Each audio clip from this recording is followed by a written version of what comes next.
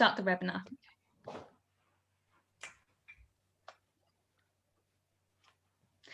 Dear ladies and gentlemen, our distinguished guests, I would like to welcome you all today to our panel on the future of Turkey-EU relations. I'm Akshay, international news presenter at TRT World, and will be your moderator for this evening.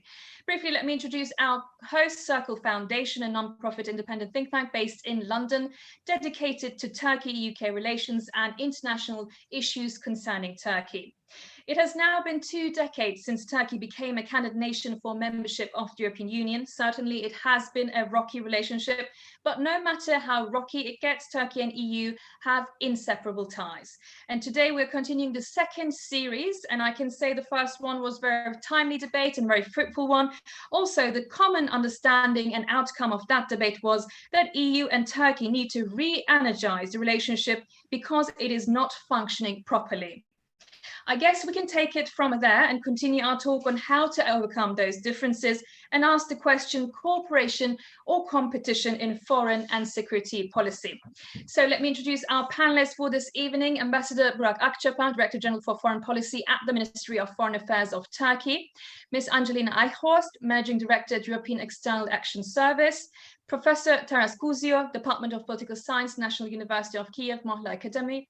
Dr. Eduard Solari-Lecce, Senior Research Fellow at Barcelona Center for International Affairs, and Dr. Bahadur Kalası, President of Paris Bosphorus Institute and a lecturer at Galatasaray University. So first of all, thank you very much for joining us this evening.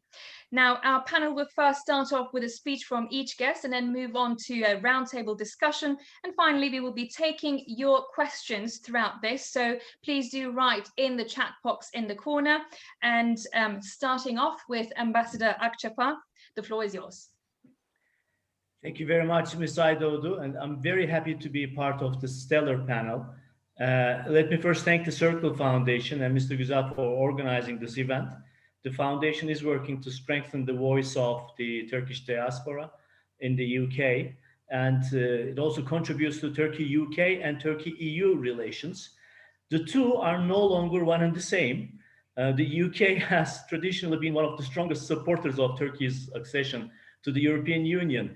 I think we have lost an important ally within the EU after the Brexit, but Europe is not only the EU. We're confident that we will continue to have the UK on our side as a capable European voice, if you will, and an influential non-NATO, non-EU NATO ally. European security, stability, and prosperity, after all, depends very heavily on countries like the UK and Turkey and other NATO allies who are not EU members, as well as, of course, the EU members. A healthy relationship is imperative in all matters concerning the security and prosperity and well-being of Europe.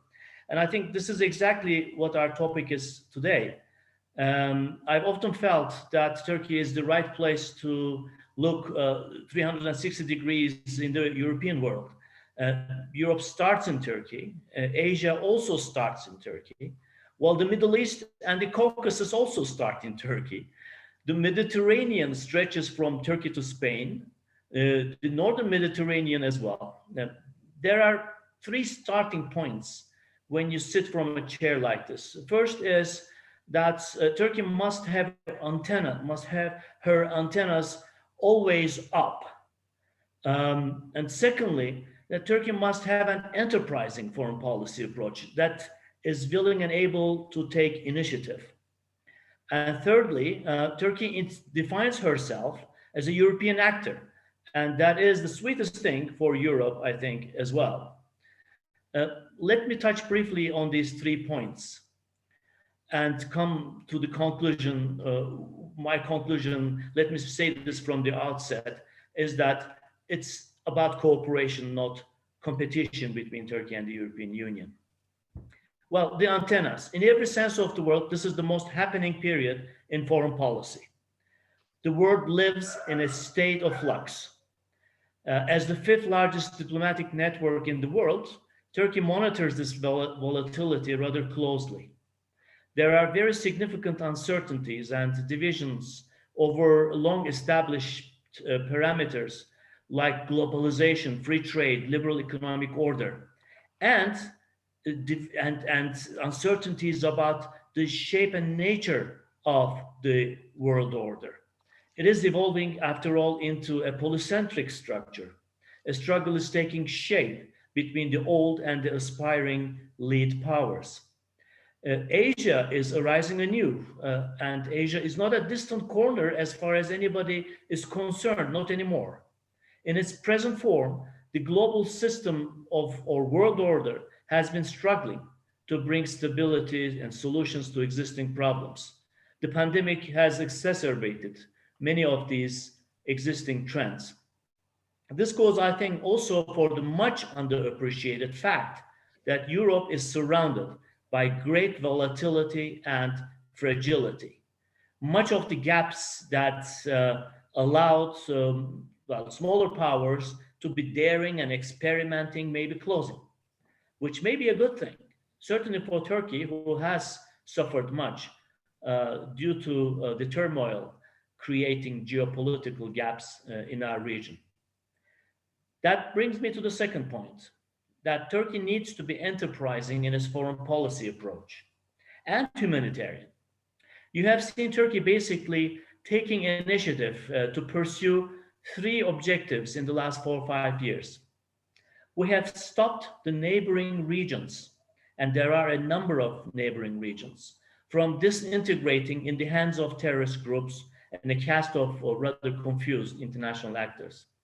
We've had we've had 4 operations in Syria, for instance, which has allowed the country to stay unified and a political track still possible. In Libya, our assistance is the main reason why this country can now can now look ahead with greater confidence. What one prevents is, of course, never appreciated. And for those of us who have been working in preventive diplomacy, this is unfortunately a sober kind of reminder. It's never appreciated, but facts are there, I think. Similarly, by taking action, we prevented the Eastern Mediterranean from turning into a permanent international flashpoint. Had Turkey not stood firm behind its rights, behind her rights, those rights would be usurped, and this would have created a major and very long-term rivalry. Now, there is a chance for equitable sharing of the resources in the Eastern Mediterranean and the formation of some inclusive formulas to bring about lasting stability, peace, and prosperity to this part of the world as well. As far as we are concerned, the picture is vivid, very much so, on our hand. We have stopped disintegration, we have stopped negative trends, and opened the room for positive diplomatic engagement and regeneration. And thirdly and lastly, Turkey sees herself as a European actor. And this is one unchanging dynamic in Turkish foreign policy. We are in a symbiotic relationship, as people sometimes forget. Turkey has been part and parcel of the European security and actively contributed to the security of our continent. This is our point of departure as a European country, as a long-standing candidate for full membership to the European Union and a non-EU European ally. We have common interests, and Turkey is willing and able to work in close partnership with the EU in projecting sustainable peace, security, and prosperity in our region. Please tell European citizens how much Turkey contributes to their security and prosperity. We expect a similar readiness to work with Turkey on the part of the European Union. We want to start to work on a mutually agreed positive agenda. The positive agenda should be based on, of course, concrete and meaningful steps, and those should enhance the accession perspective of Turkey. Given the current intra-EU environment, the EU has come forward with a comparatively limited scope. We're happy to play along. Migration is important, but this must not be the only agenda item. We also need to work on strengthening Turkey's EU perspective, starting EU-Turkey customs union modernization process, revitalizing the high-level dialogue and summits, realizing visa liberalization for Turkish citizens, and having a better cooperation in the management of irregular migration, of course, in addition to enhanced cooperation on our fight against terrorism. we have a major agenda where Turkey-EU collaboration can make a very positive impact. Let me stop here for the moment. Well, thank you for that opening, Ms. Akshay. And next, I will give it to a European voice, Ms. Eichhorst, and maybe also take away some of the things that you have said from there. Maybe she'll have something to add to that, especially mentioning about the geopolitical importance of Turkey in the sense of in the region, and also you said that it's not it's cooperation and not competition. And I guess my question would be, during the pandemic, does it always become a cooperation, or is it about every country's own stability when it comes to that question? I do wonder that myself. And also you talked about East Med there. I will bring that in later on in the conversation. So Ms. Eichhorst, the floor is all yours. Thank you very much, Aisha, for organizing this and for having me. I hope the sound is good this evening. Greetings from Brussels, and very good to see my many friends here on the panel, and look forward to the discussion. Of course, you had already a very good one last week. I happened to look it up as well, where our friends were there as well. I think it was a good general discussion on EU-Turkey relations, and let us focus a little bit more, as was already done by Ambassador Akshay, on the foreign policy. I actually come back just from an internal discussion we had on Turkey. As you see, I'm still in the office, but Turkey keeps us quite a lot in the office these days, for good reasons, I always hope. But I must say that we are on this track of de-escalation, right? And it is quite bumpy, but at least we can see that the sea is more calm now, as we like to say. And there are many channels opened at many different levels, for talks, for discussion, for dialogue, and this is all pursued by the different sides. I think it's quite unique, and I've said it many times on webinars like this. Don't underestimate the value and the importance that the channels work are open at all levels. And there were times we didn't have that necessarily with Turkey in the way we wanted to. So at least we are back again to a moment where, when there are issues where we tend to differ, that we can work them out, hopefully through dialogue and through work and through actually looking ahead at the future. So this is, I think it's very important to step at and to look back at the political investment and the very clear focus of the joint up work.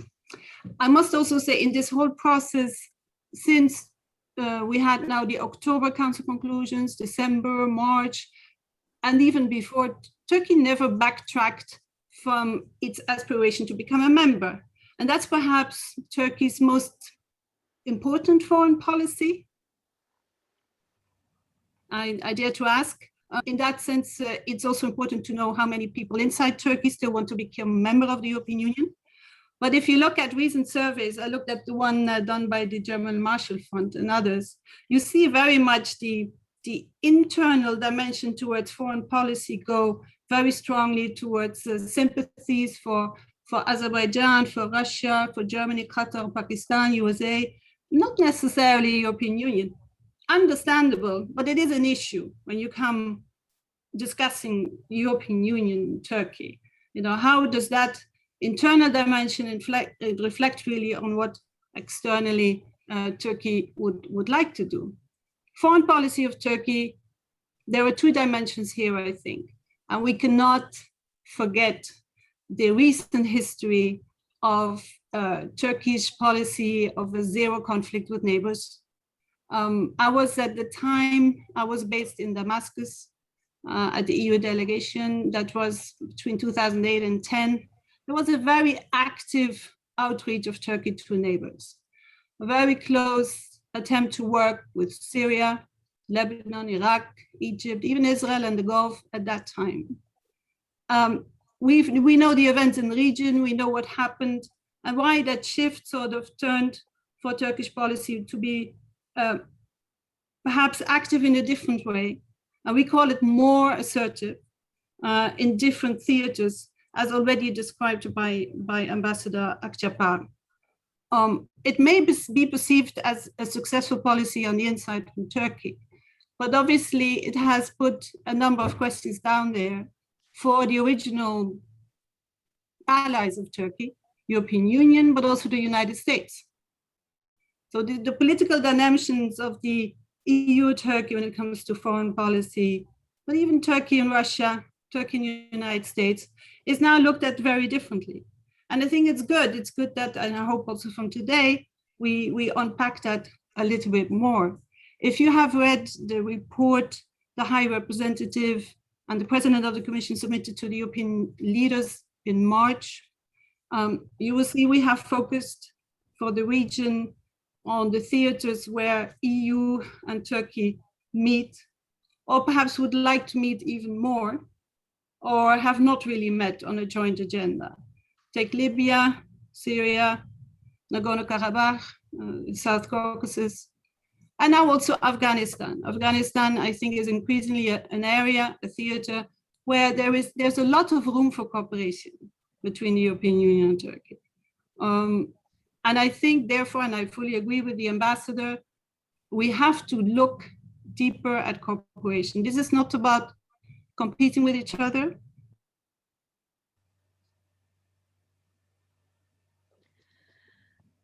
I believe we have a slight issue with Ms. Eichhorst's connection.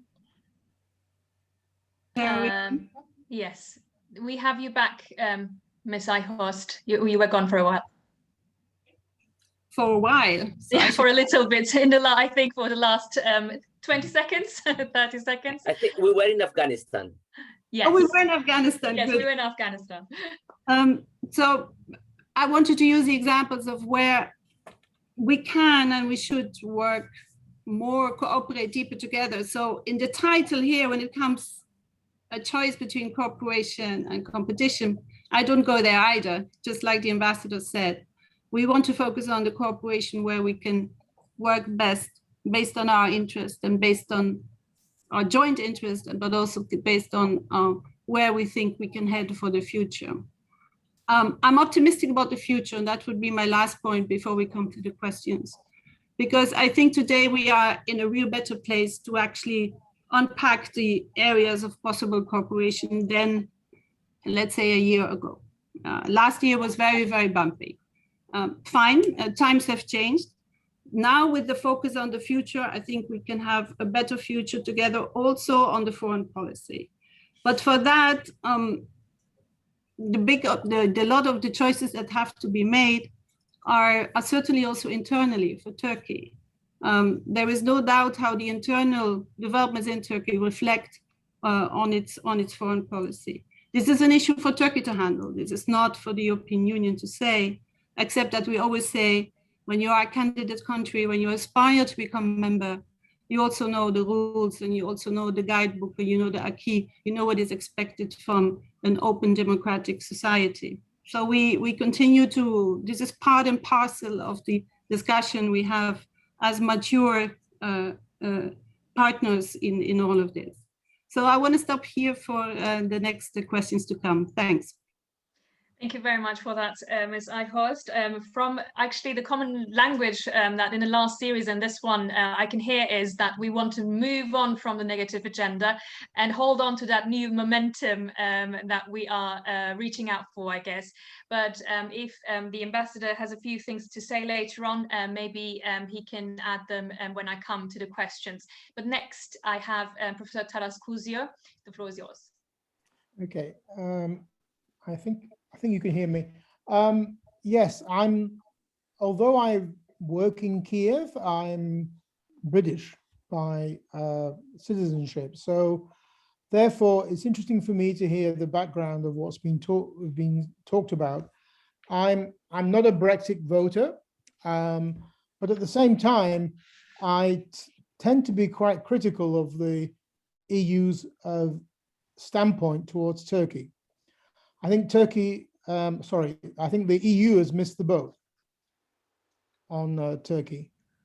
The idea that somehow that the EU is reaching out with a fig leaf to Turkey, saying membership is down the road, is, to be honest, quite comical. Because I don't think that the EU is ever going to allow Turkey to join, particularly not just because Britain has left. And when I was teaching always about the European Union, we talked about support for widening as opposed to deepening. And the British were the big proponents of widening as opposed to deepening the EU. And widening included Turkish membership. With Britain outside the EU, and with the growth of right-wing nationalist populism, which is going to be directed against Turkey within the EU, for example, in France, Macron moving towards positions that Le Pen used to support, I somehow doubt that EU is thinking seriously about Turkish membership. It's always interesting for me as an English speaker to listen to diplomats. I've listened to them for a very long time, and I often wonder if I quite understand the language that's being spoken, because it doesn't quite seem to gel with the English I know. The reality is that Turkey is similar in this sense to Ukraine, which is also on the edge of Europe, and that what is going to be allowed by Brussels is more integration as opposed to membership. Now, some people, I think, in Turkey believe that's fine, that's enough, because maybe membership is just simply not realistic. And I don't think that Brussels, if they were truly honest, would agree with that. I think that's wrong, personally, because I'm British, because I think widening would have been a great plus for the EU, and also because Turkey is a no-brainer, as Americans say. I mean, it's the second largest country in NATO, second largest armed force in NATO, and therefore it should be a major strategic ally of Western interests in the greater Middle East. Sadly, I don't think that that is seen as in such a way by either the EU or NATO. I think that, again, my British bias is there a bit. I'm not sure I see much of an EU-heavy foreign policy. I always kind of, and we saw that recently in Moscow with the EU foreign minister. The EU seems to want to be a superpower in foreign policy terms and never seems to get it right. But certainly Turkey is an incredibly important potential pro-Western ally in a very, very difficult and important part of the world, the Greater Middle East. And one area that's important here to understand, which I think is very, very often dismissed or misunderstood in the West, is its support for Azerbaijan in its recent war with Armenia. It's you know, it's incredible to why people like me who look at Ukraine, when we have to complain that Western countries like France, to some degree the United States, have double standards about, do they support, or they should choose, do they support territorial integrity of states or separatism? France is totally confused about this. And France is a key member of the EU. And this relates to Turkey as well. France was one of the co-chairs of the Minsk group on Nagorno-Karabakh. At the same time, France has perennially supported Armenian separatism. The French Parliament in November of last year, both houses of the French Parliament, supported the recognition of the independence of Nagorno-Karabakh. how can France at the same time be a member of the Minsk group on Ukraine and support the territorial integrity of Ukraine? Are we saying that French foreign policy supports both separatism and territorial integrity of states? That would be ludicrous, especially because the international norm is to support the territorial integrity of states. And this, I think, is one of the many problems of the region. Why should there be criticism?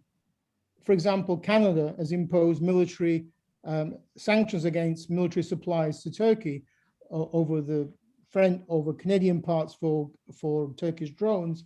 Why should that be something as a problem when all Turkey was doing was actually backing a country's defense of its own territorial integrity? By the way,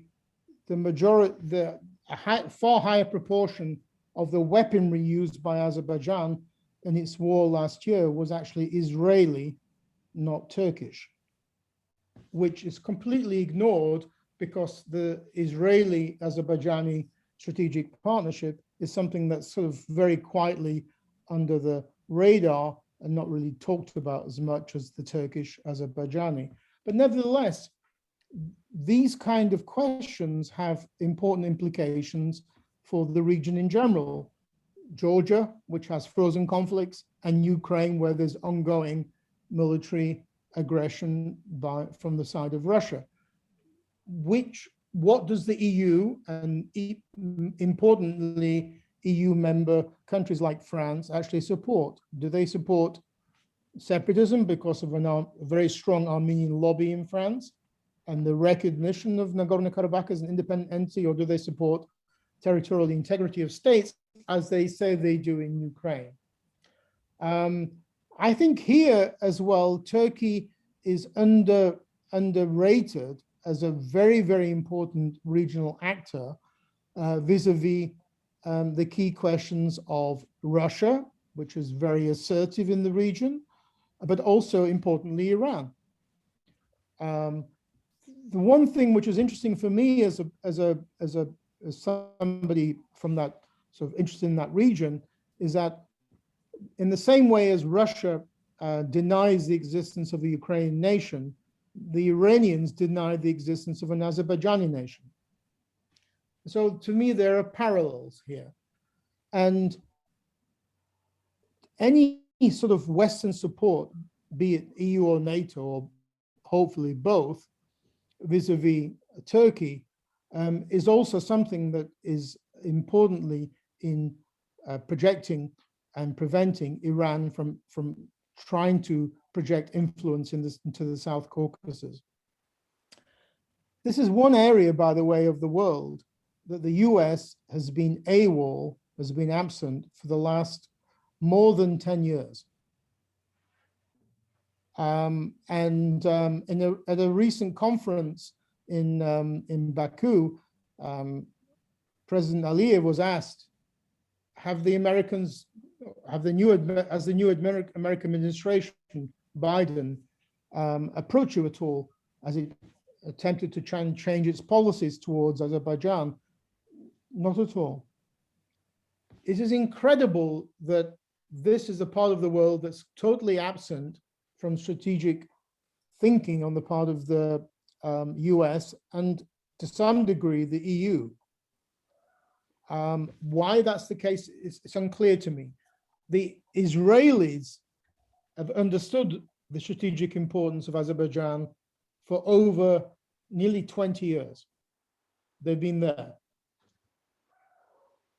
Why have Brussels and Washington not done that? I fail to understand. These are potentially really important pro-Western allies that are simply slipping below the radar. And I think that it's if you could wrap time, it up here, yes, yeah, kindly. I've ended. It's time that we changed. Thank you. Well, thank you very much. That was a very frank ending. And I guess from a smooth opening, we went into quite hard, deep conversation there. As actually one can say, I guess when we are talking about Turkey-EU relations, we can never leave out the power players and the issues that are complicated and maybe even for years haven't been resolved. So I guess we will have to bring them up, and they will be part of the conversation no matter what. So carrying on, Dr. Eduard Solari-Lecce, the floor is yours. Yes, thanks. So as an academic and a researcher, also, I have the opportunity not to stick to diplomatic language, and also to disagree sometimes, because that's the way we are going to advance also our knowledge and also our policies. And here, the first thing is that it's a kind of, I agree that we are tied together. The ties are very intense, but there are different kinds of ties. The problem is that some of those ties could be constructive ties, ties that allow you to build something, or they could be oppressive ties, ties that tie too strongly. And we may have the risk in which both Turkey and the EU could think that they are tied together, but in a negative way. It's a risk. It's not a reality. It's just a possibility. In that sense, I wish the choice that was to be made was between cooperation or competition. Competition is not that risky. There are many countries, actors, partners that compete. We, Spaniards, we are constantly competing with France in many domains, and still we are partners. Probably the EU and the UK will continue to compete and be able to partner as well.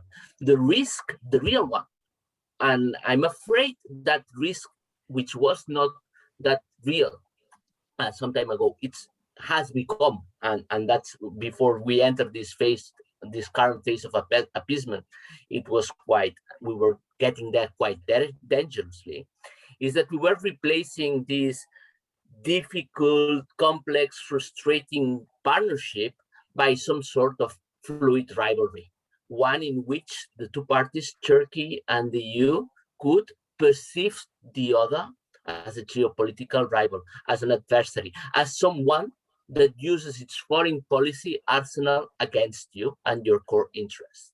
And this is extremely dangerous. Then you are no longer on competition. You are on something else. And I think that we need to avoid that. I mean, I'm speaking also from as someone that has been working on EU-Turkey relations for almost 20 years now, and who is passionate about it, and and who is saddened also by the kind of situation we are in. Then foreign policy. I don't think that foreign policy or foreign policy interest, security interest, will be an incentive powerful enough, a magnet powerful enough to change the course of the relationship. I think that the only elements that could change it are either domestic policies, domestic politics, to be more precise, as well as economics. But we don't have, I don't have the time to elaborate this. I would say it's quite the opposite. Foreign policy and security cooperation is a hostage of deteriorated EU-Turkey relations when this happens. Take, for instance, the case of EU-NATO cooperation. We were able to cooperate when we were in the golden years of the EU-Turkey relations, and it had become far more difficult the moment the relations got strained. We could have, in other circumstances, cooperated much more on common interests of democratizing and stabilizing the Middle East and North Africa. We did not. I mean, it was, even if it was, if you want, a core interest of both, because it's our shared neighborhood, the tone of the relations impeded this kind of cooperation. And this perception gap on how each other perceives, and there are differences within Turkey and also within the EU, obviously. These are not two homogeneous blocks, neither Turkey nor the EU, but this perception gap about how cooperative or how adversarial The other is, unfortunately, I think that has increased. And probably, I mean, the very interesting remarks by Ambassador Akshay on Syria. I mean, I'm sure that if we were listening some European ambassadors about their diagnosis of the situation in Syria and the consequences of the Turkish policies in Syria, that could be completely different. So there is here a big gap, and we need to bridge somehow this gap. There are opportunities, there are risks as well. Let me start with the risks so that I can finish with some more sweet note. The risks is one, I mean, as I said, in which this rivalry, it's no longer fluid, but becomes more structural. And also one in which the EU some of its member states, as well as in Turkey, gets embedded in the dangerous games of alliances and counter-alliances of the Middle East, where the zero-sum game prevails, or the negative-sum game even, where you accept to lose if your rival loses even more. And the other risk is that this relationship of ours, our relationship, is hostage also of extra-regional interests. I mean, of people that have stakes in promoting EU-Turkey divorce or lack of cohesion within it. The opportunities. I think that precisely because we are in this phase of the appeasement, and we need to strengthen the basis of this phase of appeasement, we need to work, I don't know how, let's discuss it during the Q&A, on how to break this idea that Turkey has, or that many in Turkey have, that the EU or some of its member states have been working to encircle and weaken Turkey. And also we need to work on the idea that some Europeans have, that Turkey has been igniting the ring of fire around the EU. So, I mean, let's use this phase of appeasement to start getting perceptions a little bit closer. And also, perhaps because it's an Angelina that may be sad also for the EAS, also about the fact that we don't always come together as Europeans, huh? the 27 of us, and we've seen many instances in our shared neighborhood between Turkey and EU. This opens also some greater possibilities for cooperation among selected group of member states, the EU institutions, and non-EU European countries like Turkey, the UK, and Norway. We could think of possibilities. I don't know, perhaps the Middle East peace process. Let's think about it. But there will be only one game changer, in my opinion, and it is some sort of reconciliation between France and Turkey. This is of paramount importance, because even with a country like Spain, which is, if you want, as friendly as you could be to Turkey, it is unthinkable for a Spanish government to have to choose Turkey over France. Not only they are our neighbor, but also they are members of the EU, and they have much greater stakes on us. So the moment, I would say, France and Turkey would be able to reconcile and end looking at each other as geopolitical rivals, and I think that then everything else will get smoother. Unfortunately, the electoral calendars in France and perhaps in Turkey may not help. Thank you. Very passionate talk there. Thank you very much, Dr. Soleri Lecce, for that. And I guess quite a big statement in the end, the reconciliation between France and Turkey, that whether that would solve all problems. I wonder whether that is true. And I guess a few speakers would have something to add to that probably. So next, Dr. Bahadur Kayal, so the floor is yours. Thank you very much. It's a great pleasure to be with you, and thank you to all participants and to all colleagues and friends in the panel and among the participants. Well, it's a complicated question, isn't it? It has been a long time since we have been dealing with this. But today, the world has changed, and we are talking about in a different context. But we are talking still about near future, Turkey of tomorrow, Europe of tomorrow, global situation of tomorrow. Globalization prompts increased mobility and prosperity to human civilization, but also it stimulates us to be more innovative to deal with global viruses of all kinds. They do not have passports, those viruses, biological viruses, financial viruses, digital viruses, ideological viruses, and terrorism virus, organized crime virus, corruption virus, disinformation virus, very dangerous for our democracies, and maybe the most important one, the CO2 virus, carbon dioxide virus. So in this context, Europe's future is marked by existential questions. All of them are in relation also with our topic of this evening. Shall the European states finally commit to sufficient coherence and solidarity as a prerequisite to redefine a global role for the European Union? Will they agree to confer more effective competences on the EU in the fields of economic policies, for instance? Well, the last year's experience is positive in this respect. How can Europe continue to generate soft power for a more democratic, greener, human-centric, and safer world? Turkey can be a part, of course, of the answer for this question.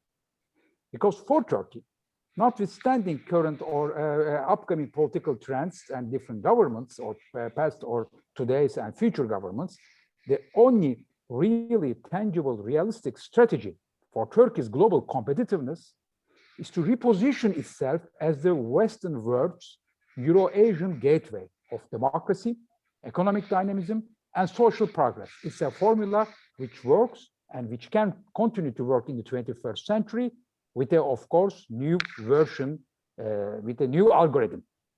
Now, to not be too long on the analytical side, I would propose at least 3 recommendations on methodology, on vision, and on action. On the methodology, a smarter European Union policy towards Turkey would focus on Europe's strategic autonomy and geostrategic sovereignty. No matter how significant today's drawbacks are, we have lots of problems: definition of the freedom of expression, rule of law, a political system in accordance with Turkey's pluralistic society, tension fields like Cyprus. The guiding question for the European Union ought to be, how can Turkey, in the near future, become a country that is progressively in convergence with the values and interests of European citizens? And by European citizens, I also mean the citizens of the Turkish Republic. So Europe should mind its own business. What Europe has to do to protect its own interests and values for its own citizens, to not engage Turkey, to exclude Turkey, or to re-engage Turkey in the integration process. Secondly, as a matter of vision, membership to the European Union is not today's question. That this will not be Turkey of today to Europe of today. Turkey's politics and economics are in transition, so is the European integration process, especially after the Brexit and beyond the pandemic. So in the hypothesis, as an outcome, let's say, of the Conference on Europe's Future, for example, or as a corollary of the other steps which will follow that, we have in 5 years, 10 years, a better organized European integration system, a better organized differentiated integration with flexible circles and status of membership, then Turkey's future in Europe may become an easier public debate for national politics. So we have to see, of course, we have to analyze the picture, but also we have to take into account the motion picture and the different dynamics that are shaping not only future, they are shaping the future, therefore they are shaping today. Today, this is maybe in the near future, there is just need for political leadership in the European Union countries to explain to the European public that positive steps in the relationship with Turkey are not a gift to anyone. Positive steps in the relationship with Turkey are not a gift to anyone. They are tools of action to promote European democratic values, regulatory standards, security interests. So it's about Europe before anything else. Thirdly, a positive action, of course, because thinking in terms of Europe's own geostrategic sovereignty, as I said, includes policies of smart policies of engaging Turkey. While the European Union is elaborating a comprehensive digital sovereignty, for example, on the one hand, and the European Green Deal as well, it has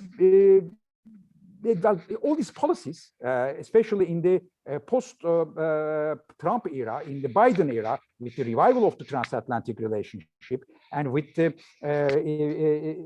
search for a better balanced competition and cooperation with China on various issues, from technology to trade, but also to the issues of the taxation policies and or space policies, as well as how to manage the paradox between fundamental rights, freedoms on the one hand, and security, including the health security on the other hand, and that is referring to the new technologies as well. So all that, they are important for European policies' geostrategic effects. So I can say that it is quintessential for the European Union to become a global reference and a standard setter for all these areas: digital sovereignty, Green Deal, energy transition. And countries like Turkey must invest in clean energy technologies, promote sustainable cities, comply with the upcoming carbon footprint to protect as well their trade competitiveness and clean energy investment requirements.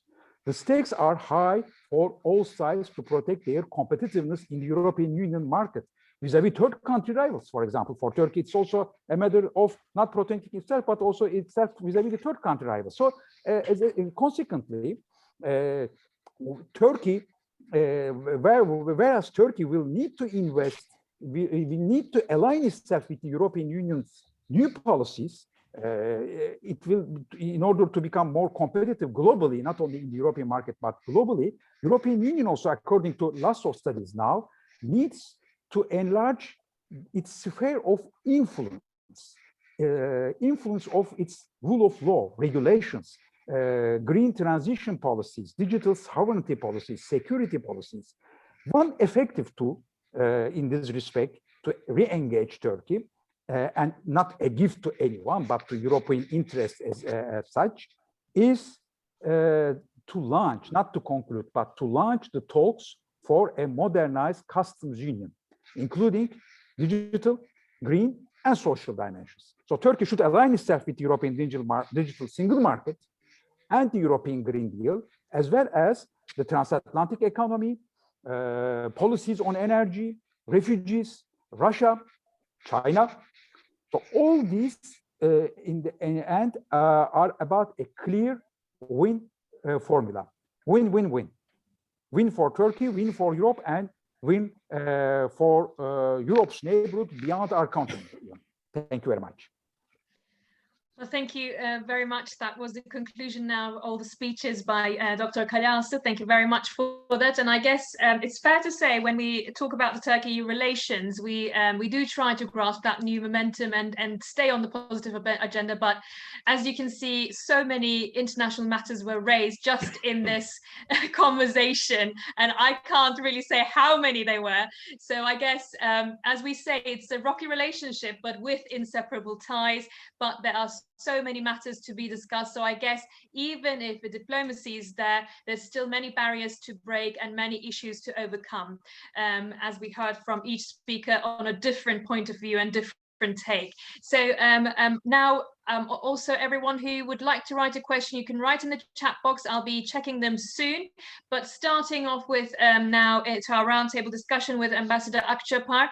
I did prepare questions, but so many points came up already, and so many matters were already discussed. So I'm just going to move on to what to take from all of this, as there were many points. One of them by Dr. Eduard Solari-Lecce, for example, said the reconciliation between France and Turkey is necessary to overcome this.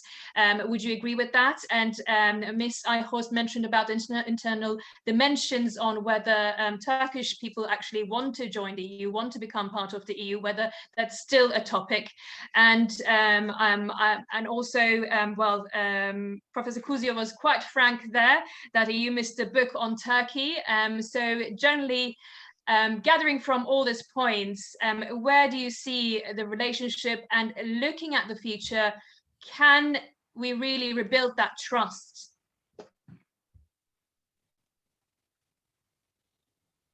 Well, thank you. There are indeed a lot of questions and a lot of topics raised, and I don't know if I can really do justice to each one of them in a short span of time, but maybe I should start from a general note. I take note of Dr. Soler İlaç's warning, and I take it seriously.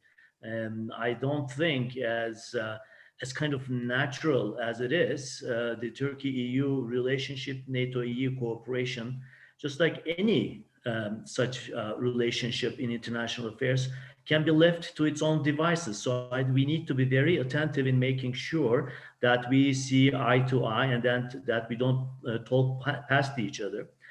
And we have seen that we can kind of take very different positions on matters that are rather clear to each one of us from our own vantage points. In Syria, for instance, the issue was very explicit for us. There are two terrorist organizations claiming land on a country that is embroiled in a war for a decade or so, and we had to take action to make sure that these two terrorist entities do not turn into territory holders. And we have cleared a vast area from terrorist presence, and now people are returning. Actually, we have kind of been able to see in our lifetimes the return of some over 400,000 Syrians back to Syria, and we're hoping that we can cooperate more with the EU and the EU countries and others to promote a voluntary, safe and dignified return of Syrians to their own country. We have also kind of been able to keep the diplomatic channel alive. Geneva was struggling at the time when we intervened to make sure that the country stayed as a unified entity, as a unified polity. When we look back, and I think I dare to say many colleagues who kind of were critical of Turkey's policies in Syria, in Libya, in Eastern Mediterranean, when they kind of take a breath, sit back and look back, they will kind of recognize and appreciate the logic of stopping the negative trend, the negative disintegration. It is very hard to deal with chaotic, disintegrated, strategic, planes. It's much easier to act kind of decisively first, and using various capabilities, and then to come to a consolidation through diplomatic engagement and process. I think we have been able to open opportunities for negotiated diplomatic solutions to some of the most kind of intractable foreign policy and security policy questions of our multiple regions, and that is kind of giving us some excitement in the sense that there are new opportunities in Upper Karabakh, in Southern Caucasus. There are new opportunities there maybe in the Eastern Mediterranean, and there are new opportunities elsewhere. The question is, of course, there have been disappointments on all sides. But what do you do with your disappointments? We choose to cooperate more. And because we believe that what has been going wrong within the European family, and that includes Turkey, can only be handled by talking more earnestly and more intensively with each other. Now, there is a structural problem there. The structural problem is that we have been kind of neglecting the NATO as a kind of policy discussion, policy consultation forum, and in the European context, the EU has been kind of taking precedence as such a forum for its members, but that does not include Turkey. So the European Union members have been talking foreign policy with each other, basically on issues where Turkey is inevitably involved and inevitably taking active stances to protect its own strategic interests. So I think that's created a certain dislocation. You need to talk to the critical players in issues that are important to you. And I think for those of us who are working on mechanisms and policies, we need to make sure that in the time ahead, we need to intensify and deepen and invigorate these policy consultation platforms at all levels. Otherwise, we will talk past each other and we will not understand each other. And the tone of the debate will get sour on all sides. There is no need. There is a remedy for this because Turkey has, I think, firmly established herself as a European player, as a EU aspirant, and a very staunch and capable NATO ally. These are the first three credentials, international credentials of Turkish foreign policy. And let me jump in there, Ambassador Akshay, to try to get, because we are getting many questions as well, to use the time wisely. So if you don't mind, I'll bring in here Ms. Eichhorst. And basically, as I said, we did discuss and touch upon so many points, but I guess one of the main things that stood out for me is that there's a big gap, a perception gap, as Dr. Eduard Soleilecho said, that needs to close. And so how do you close that gap? I fully agree. This is mostly about perception, and we have a responsibility there, where we are, but mostly also our leaders, our politicians. If you change the public discourse about each other, or if you tone down, if you basically mute the megaphones, and that goes internally in the member states, the leaders of the member states, who can hardly speak about enlargement internally in the EU, not let alone about Turkey or the bigger agendas, the strategic agendas. They don't do it because they think they lose elections. And inside Turkey, as you know, the perception about the EU is very much fed by a media that either neglects the EU completely or chooses to put the EU in a very different space than where we want to be. There's a lot there that needs to be done. And I think that is part of the bigger picture in terms of changing perception.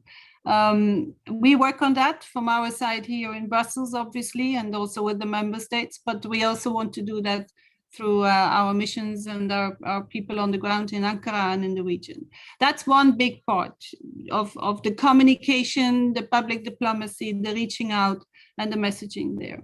But bigger is really, and it was mentioned by one of the speakers, we have to go back again to the strategic drawing board. And that's what we try to do for those of us who truly believe that we need each other. It's an indispensable relationship. We need to work with each other. There, we constantly have the drawing board ready on so many areas where we need Turkey, and Turkey needs the European Union. And strategically, this is not about only keeping ships away from the Mediterranean Sea. This goes much deeper. And you need to focus on the key issues where there are key differences still. I think one area we really need to focus on again and again, and I'm glad that the Secretary General of the United Nations is personally committed, is the Cyprus question. This cannot remain unresolved for too long. And I think one of the speakers mentioned it. Once you have there, hopefully, an agreement, a breakthrough, a part where that's that frees up so much space to work in other parts. So lots of work to be done, and ahead we will do that. But we need to definitely work on the perception at all level. Thanks. Well, thank you for that, Ms. Ayha. So I'll bring in here Professor Kuzio. Basically, I will also try and get in the questions while I'm asking my questions, but there's something, there's someone thanking you, Professor Kuzio, for highlighting, well, they say, why can't EU be honest in recognizing the fact that it has double standards on Turkey on quite a few issues? Thanks for highlighting this. But I want to come just mentioning the comment and then coming from there, from your area expertise, especially when we look at the Turkey and Ukraine relationship as they're getting close. Is it possible to achieve some progress in common strategy between Turkey and EU in the Eastern Partnership countries, and maybe a positive outcome in that area? Yes, I think so. But you know, we're never going to get a straight answer from diplomats. I mean, that's my experience in life, because they're always going to say the official line, as it were. I've learned in my own career that diplomats have a different language, even though they might speak English, have a different language to my English. They're never going to say the reality, and the reality is that I don't think the EU is ever going to let Turkey in, and I'm wondering whether that's also true of Ukraine. Now, if they're not going to let Ukraine in, are they going to let Turkey in? You know, not only are they both on the edge of Europe, they're also different religions. So I think that Turkey isn't just a question of perceptions. I'm sorry, it's a lot more complicated. It's a big country, which means that potentially the biggest country in the EU would be a Muslim country. Let's talk about the elephant in the room. And it's also that there are, we're living in the era, we're not talking about 10, 20 years ago. Today, we're living in the era where populist nationalism, which is always going to be tinged with Islamophobia, is very present throughout Western Europe. Just look at France and Germany. So the idea that Turkey is a potential serious member, I think, is not realistic. It's not because I'm opposed, I'm saying as realistic. And therefore, the reality is that countries like Turkey, Georgia, Ukraine are more likely to be integrating and part of the customs union and have access to the customs union than they are likely to be members. And that's the reality on the ground. On the question of on geopolitical questions, as I've already mentioned, I'm not a big fan of the idea that EU is great on conducting a foreign policy, but nevertheless, EU, NATO together, Turkey is an incredibly missed opportunity on all sorts of areas. Yes, Azerbaijan is one area that's been I've already mentioned, but look at Libya. We talked about, some people have talked about Libya. Turkey there is on the side of the UN in supporting the central government. France is supporting the separatists together with Russia, the forces in the east. France is supporting the forces in the east, as is Russia. And yet Turkey doesn't get the credit for supporting the Libyan central government. So I think that the only area of potential clashes here is, of course, over Syria. And I think there, the West has not been sensitive enough to the question of separatism, Kurdish separatism here we're talking about, which, you know, separatism is a sensitive issue in every country. It's not just Turkey. And here, I don't think the West has been sensitive enough on this question. So I think that there's certainly room for accommodation, but the West needs to be a bit less hypocritical and double standards about these questions. You know, I'll move on from there to get as many questions as possible to Dr. Eduard Sorilec. So this is coming from Lucas Controtas. Does the EU possess the capability to try to align Turkey's strategic interest in the Mediterranean with the interest of the EU? Well, not really. Not really, for two reasons. The first is that if we are true in the idea of partnership, we shouldn't try to align Turkey with the EU vision in the Mediterranean. We should try to meet, discuss, and share a common diagnosis about which are the problems, the challenges, and the solutions. As I said, to make also the Middle East and North Africa and the wider Mediterranean, no? Because here there are also risks of these adversarial policies also spilling over to the Sahel and West Africa, and this is quite dangerous as well. And then I think that what we need to do is, because that's the problem. I mean, the different parties, because it's not only two parties, the EU alone and then Turkey alone. I mean, it's mixed inside. They want the other to align with their position. I'm right. I mean, you should understand. I mean, and do and act and as they do, and this will not happen. I think that what we need to do is to talk more, as Angelina and Burak have said, and be able, as I said, to get to a common diagnosis. But on top of it, what I was saying, I don't think that the security foreign policy domain will be an incentive strong enough to change the course of the relation. I think that we would be able to create this common diagnosis, to join forces together, if we are able to change the tone of the relationship in a broader sense. And then we will be able to work on foreign and security policies in the Mediterranean and elsewhere. Okay, well, from there, Dr. Kalyası, actually, I want to come off to, as you mentioned this also in your speech earlier, as we mentioned the visit of Ursula von der Leyen, and she did focus on talking about the unique and modern framework and innovative ways to improve the problems with the customs union with Turkey. What is your take on that, on overcoming those difficulties and on the implementation of a new framework? Thank you very much. This is very relevant because this is a tangible course of action. First of all, once again, membership to the European Union is not a relevant debate because Europe is changing. There will be probably a better organized, differentiated integration. Brexit triggered that. And today it is not a question, but it's a process. In the past, I'm coming to customs union, there are problems, and some of the questions point out some problems for Turkey's domestic political problems, Turkey's foreign policy problems. Yes, but not engaging Turkey, excluding Turkey is part of these problems. These kind of policies produced or contributed or amplified these problems.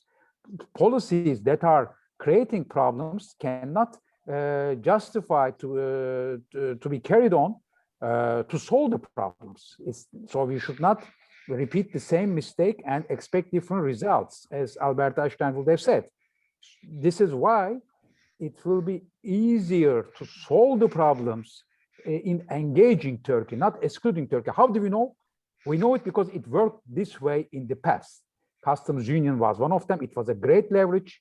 Turkey had come to the point of, and according to the European Commission at that time, one of the countries, even more than some member countries, with highest degree of convergence in foreign policy, including supporting the solution in Cyprus. United Nations Secretary General Kofi Annan's plan, supported by Turkey, rejected by the southern Cyprus, under probably influence, according to our friends there, of Russia. But that doesn't matter. This is maybe not enough. It's easy to prove.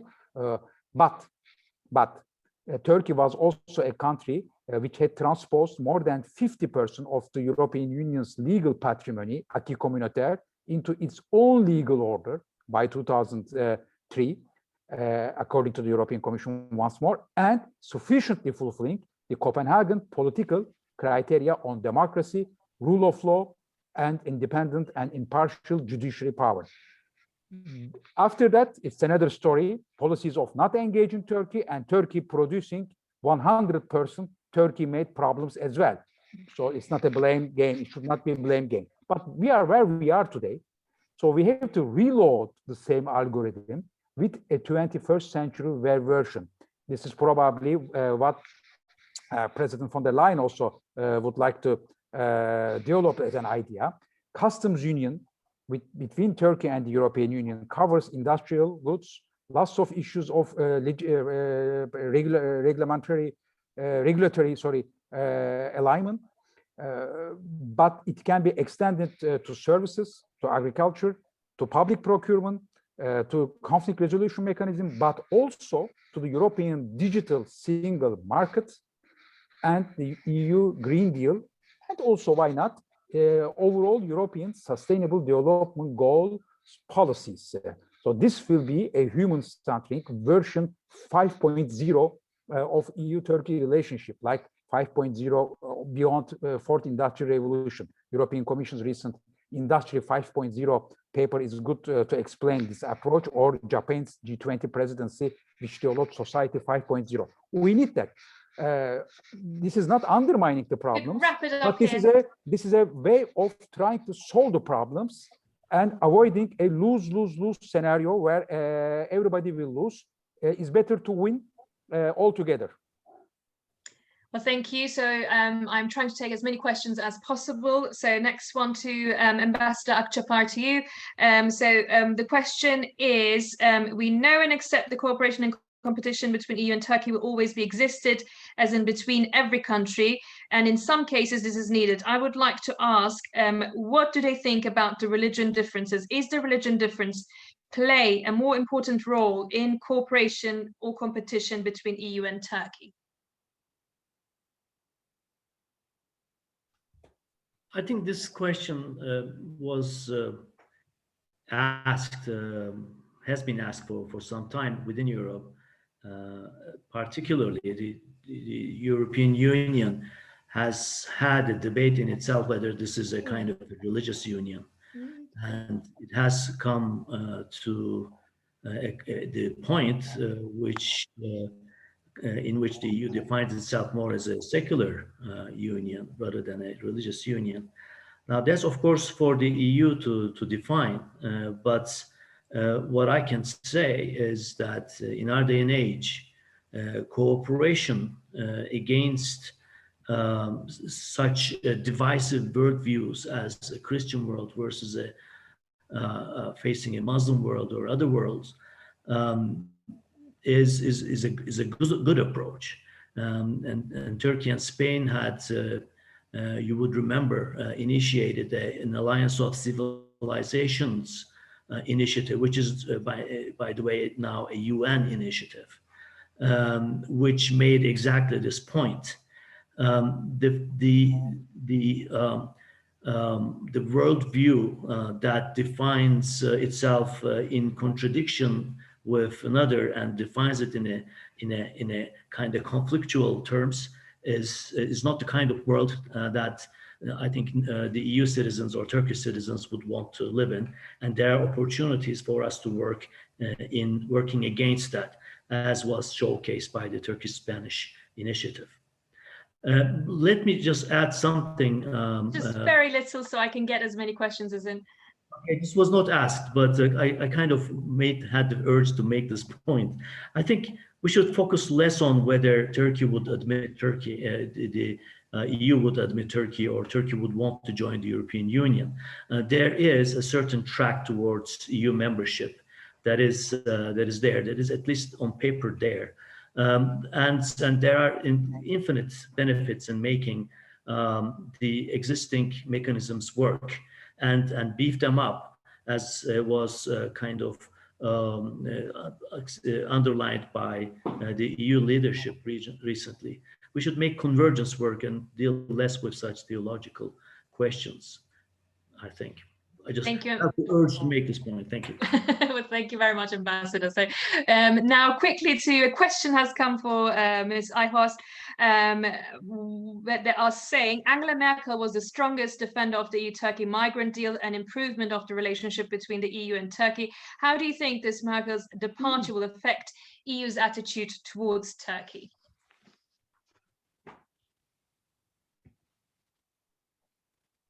Yeah, it's a good question, but I need to put it in a bigger perspective, because there are many changes going to happen in politically in the EU this year, with many elections next year too. So we have absolutely no idea where this will take us.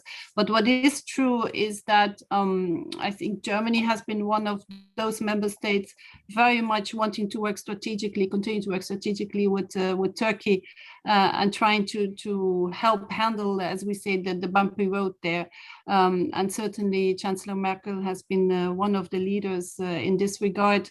Very strong support for a cooperative, a positive, a good, an effective relationship, really, EU-Turkey. I agree that we don't always need to talk about the membership. But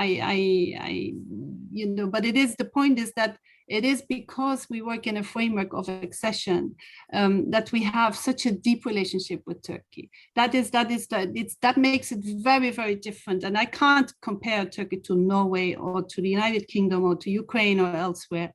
We have with each of our partners a very, very specific relationship on specific issues. And I don't want us to start mixing all of that together. It's there, and that framework helps us actually, that when we have issues to overcome, and also the fact that Turkey is a NATO member, it helps us actually to resolve them and to not end up in a situation where we don't talk to each other anymore and we actually are close to escalation.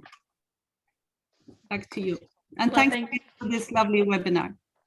Well, thank you very much, Ms. Eichhorst, for that. And we are coming towards the end, so I am going to end it here. But I have to say, I have taken a lot to myself and to ponder on. And it was incredible speaking to such incredible speakers, all of you, and the points you have raised. I have taken myself a lot of lessons today. But I guess as we are in an evolving world, especially as we're going through this pandemic, and as many of you mentioned, there's many elections that will come up, and the balance may shift, the balance may change, but I hope myself that from this global problem we will take on something, how to approach globally, and that will maybe lead us somewhere a little bit more to bring closer that gap between those bridges. So I thank all of you, and just to remind who our speakers were: Ambassador Burak Akçapar, Angelina Eichhorst, Professor Taras Kuzio, Dr. Eduard Solari-Lecce, Dr. Bahadır Kaleası.